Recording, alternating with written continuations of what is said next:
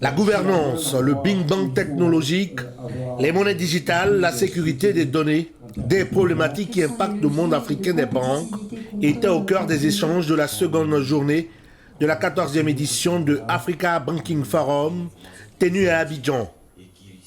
Les 400 experts présents ont exploré de nouvelles pistes pour réinventer la banque africaine. Cette révolution implique une qualité de la donnée, du big data. Alors ces concepts-là, c'est des concepts qui sont très bien connus et compris par les opérateurs télécoms, qui sont précurseurs sur ces aspects-là. Mais je pense qu'au niveau bancaire, la problématique, elle vient du fait qu'ils ont plusieurs systèmes d'information pour traiter plusieurs opérations bancaires. Cette diversité de systèmes d'information fait qu'il arrive très souvent que l'information ne soit pas la même dans un système 1 et dans un système 2. Et pire que cela, au niveau de la saisie de l'information par les agents et par les opérateurs, il y a souvent des manquements au niveau de la qualité de données. Il s'agira tout simplement de mettre un identifiant d'un individu de sa carte d'identité. Ça sera un identifiant manquant, ça sera un numéro de téléphone manquant. L'agent n'a pas le temps de saisir complètement cette donnée, donc ça fait qu'on aura une donnée qui est manquante. Donc ça, c'est un premier aspect sur la qualité de la donnée qui doit être gérée par la banque, en amont et non pas en aval.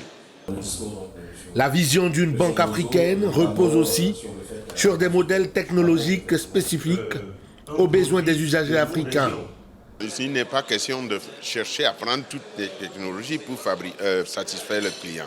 La seule chose qu'il faille, à notre avis, humble avis, faire, c'est de choisir les technologies pour répondre de manière globale aux besoins des clients. Ça veut dire quoi? Ça veut dire que le client a une culture, il a des us et des coutumes, il a une façon de dépenser, une façon de faire avec son argent.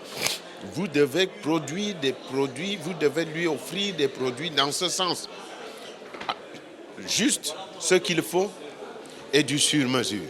Donc le client est là, il y a 10 000 technologies, chacun fait son marché pour pouvoir satisfaire les besoins du client à leur juste valeur. Cette rencontre organisée par One Africa, leader des conférences B2B en Afrique, n'a pas manqué d'évoquer la question du financement des PME, longtemps resté le tendon d'Achille des banques. Dans un pays, effectivement, l'évolution du pays passe par les PME. Sans les PME, le pays ne peut pas évoluer. Et pour chaque banque, lorsque vous venez ouvrir vos services dans un nouveau pays, l'État vous précise qu'il faut investir dans le gouvernement, il faut investir dans les PME. Et c'est comme ça que les PME vont faire développer l'économie d'un pays et faire grandir le pays. Donc UBA aussi investit sur les PME, un focus particulier sur ces PME-là pour les accompagner, pour les former aussi. Parce qu'il ne suffit pas juste de financer, il faut aussi former ces PME-là pour leur donner un moyen d'encadrement. La dynamique bancaire africaine est enclenchée. Dans ce contexte favorable, il faudra accélérer le processus de bancarisation des populations pour faire de la banque africaine un véritable levier de relance et d'intégration.